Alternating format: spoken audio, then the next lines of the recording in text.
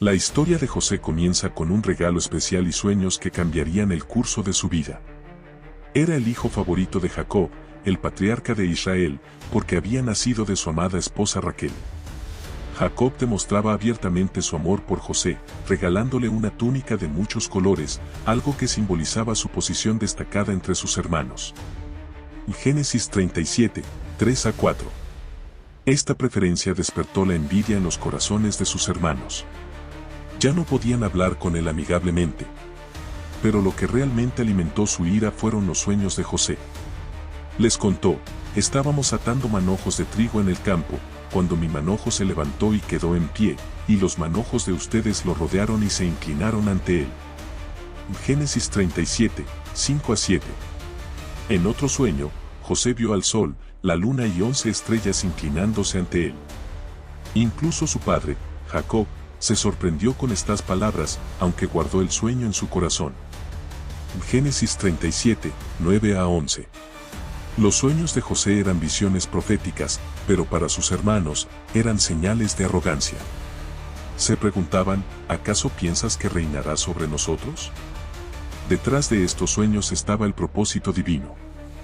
Dios ya estaba preparando a José para algo mucho mayor, pero aún tendría que enfrentar muchas pruebas antes de que sus visiones se hicieran realidad.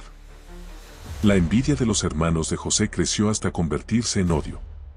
Un día, mientras pastoreaban lejos de casa, vieron a José acercarse. Con la túnica multicolor visible a la distancia, decidieron aprovechar la oportunidad para deshacerse de él. Ahí viene el soñador, dijeron. Matémoslo y veamos qué será de sus sueños. Génesis 37, 18, 20. Rubén, el hermano mayor, intentó disuadirlos de cometer asesinato, sugiriendo que lo arrojaran a una cisterna vacía. Planeaba rescatarlo más tarde y devolverlo a su padre. Pero antes de que pudiera actuar, los hermanos vieron una caravana de mercaderes ismaelitas pasar. Decidieron vender a José como esclavo por 20 piezas de plata. Génesis 37, 26-28. Tomaron la túnica de José, la mancharon con la sangre de un cabrito y la llevaron a su padre, fingiendo que había sido devorado por un animal salvaje. Jacob quedó inconsolable, llorando por la pérdida de su hijo amado. Mientras tanto, José, ahora esclavo, fue llevado a Egipto. La vida de José parecía haber tocado fondo, pero Dios estaba con él. Lo que parecía ser el final de su historia era, en realidad, el comienzo de un plan divino mucho más grande. José fue vendido a Potifar, un importante oficial del faraón, jefe de la guardia egipcia. A pesar de su condición de esclavo, José rápidamente ganó la confianza de su señor. La Biblia nos dice que el Señor estaba con José y él prosperaba. Génesis 39, 2. Potifar se dio cuenta de que todo lo que José hacía prosperaba, por lo que lo puso a cargo de su casa. Bajo la supervisión de José, la casa de Potifar floreció. Incluso en tierra extranjera, José permaneció fiel a Dios, trabajando con integridad y dedicación. Pero, una vez más, se enfrentaría a una gran prueba. La esposa de Potifar comenzó a desear a José, trató de seducirlo repetidamente. Sin embargo, José resistió. ¿Cómo podría yo cometer tal maldad y pecar contra Dios? Génesis 39, 9. Un día, cuando estaban solos en la casa, ella intentó agarrarlo por la fuerza, pero José huyó, dejando su túnica atrás. Furiosa por el rechazo, lo acusó falsamente de intentar abusar de ella. Potifar, creyendo en la mentira, lanzó a José a la prisión. Génesis 39, 12-20. Para cualquier otra persona, esto habría sido motivo de desesperación. Pero José sabía que Dios estaba con él. Incluso en la prisión, encontró favor a los ojos del carcelero y pronto fue puesto a cargo de los demás prisioneros. José estaba físicamente encarcelado, pero su espíritu permanecía libre y fiel al Señor. En la prisión, José conoció a dos oficiales del faraón que habían sido encarcelados, el copero y el panadero. Ambos tuvieron extraños sueños la misma noche y se sintieron perturbados, sin saber a quién acudir para interpretarlos. José, confiado en que Dios es quien revela los misterios, se ofreció para interpretar sus sueños. Génesis 40, 5-8. El copero relató su sueño primero, vio una vid con 3 ramas que florecían y producían uvas. Exprimió las uvas en la copa del faraón.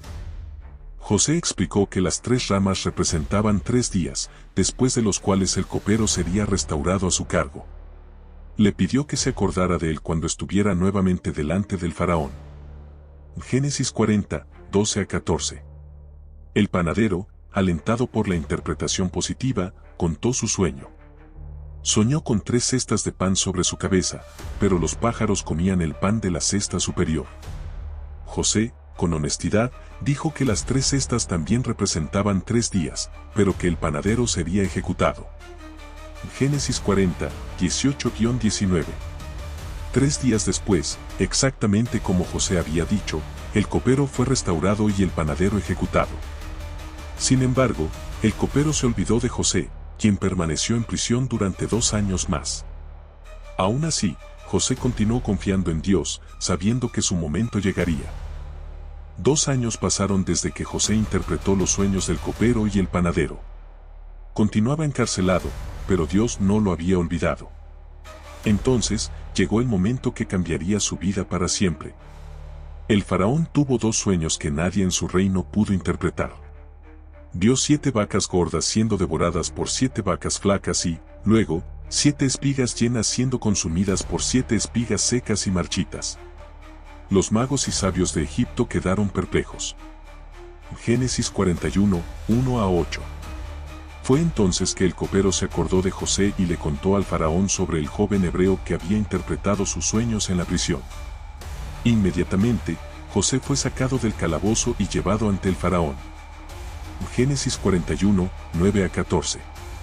Cuando el faraón explicó sus sueños, José dejó claro que la capacidad para interpretarlos no venía de él, sino de Dios. No soy yo quien interpretará, pero Dios dará una respuesta favorable al faraón. Génesis 41, 16, explicó que los sueños eran un mensaje divino. Los 7 años de vacas gordas y espigas llenas representaban 7 años de abundancia, que serían seguidos por 7 años de hambre devastadora. El sueño se había repetido para enfatizar que la decisión de Dios era firme y que esto ocurriría pronto. Génesis 41, 25 a 32. Además de interpretar los sueños, José propuso un plan para enfrentar la hambruna. Durante los años de abundancia, Egipto debía almacenar alimentos para prepararse para los años de escasez. El faraón quedó tan impresionado con la sabiduría y el discernimiento de José que lo nombró gobernador de Egipto, colocándolo como el segundo al mando de todo el reino. Le dio un anillo del faraón, ropa de lino y un collar de oro, además de una nueva posición y responsabilidades. Génesis 41, 39 a 44. De esclavo a prisionero, y ahora gobernador de Egipto, José experimentó un cambio extraordinario. Estaba exactamente donde Dios quería que estuviera, listo para cumplir el propósito más grande. Los años de abundancia llegaron y pasaron, como José lo había predicho. Supervisó la recolección y almacenamiento de alimentos, llenando los graneros de Egipto. Luego llegaron los años de hambre, que no solo afectaron a Egipto, sino también a las tierras vecinas, incluida Canaán, donde vivía la familia de José. Génesis 41, 53 a 54. Jacob, sabiendo que había grano en Egipto, envió a sus hijos a comprar comida. Cuando llegaron, fueron llevados ante José, pero no lo reconocieron. Sin embargo, José los reconoció de inmediato. En lugar de revelarle su identidad, decidió poner a prueba su corazón. Génesis 42, 6 a 8. Los acusó de ser espías, pero ellos se defendieron, diciendo que eran hermanos y mencionaron que su padre y su hermano menor, Benjamín, se habían quedado en casa. José fingió no creerles y los puso en prisión durante 3 días. Luego los liberó, pero mantuvo a Simeón como rehén, exigiendo que trajeran a Benjamín en su próxima visita para probar su historia. Génesis 42, 14 a 20. Cuando regresaron a Canaán, le contaron a Jacob lo que había sucedido. Al principio, Jacob se mostró reacio a enviar a Benjamín, temeroso de perderlo, pero el hambre continuaba. Finalmente, permitió que Benjamín fuera, confiando en que Dios los cuidaría. Génesis 43, 11 a 14. Cuando José vio a Benjamín, se emocionó profundamente, pero continuó con su plan.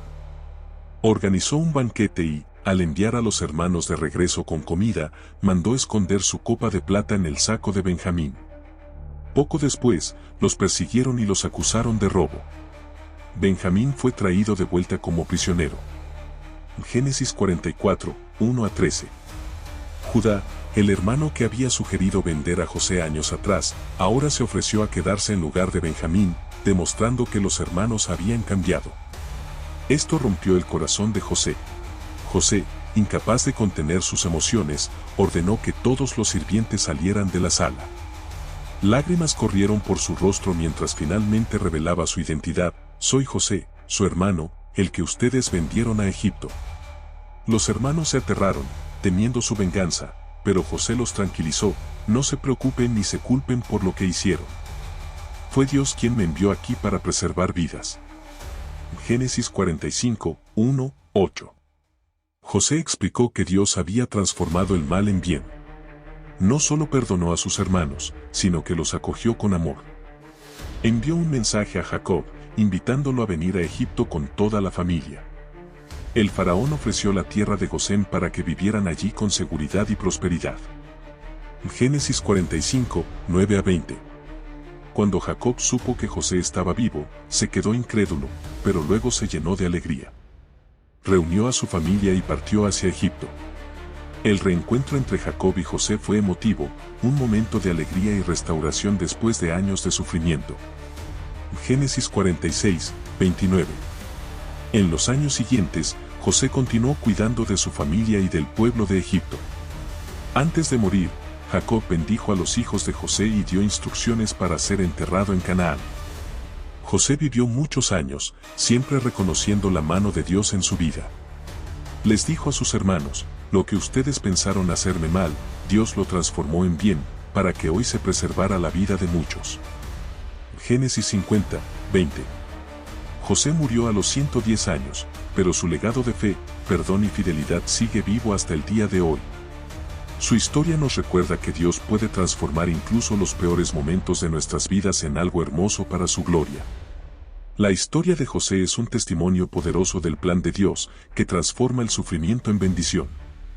Nos enseña a confiar en Dios, incluso cuando todo parece perdido, y a perdonar, incluso a aquellos que nos han herido profundamente. Si te ha gustado esta historia, suscríbete al canal, deja tu like y comparte. ¿Qué otra historia bíblica te gustaría escuchar? Déjala en los comentarios. Hasta la próxima.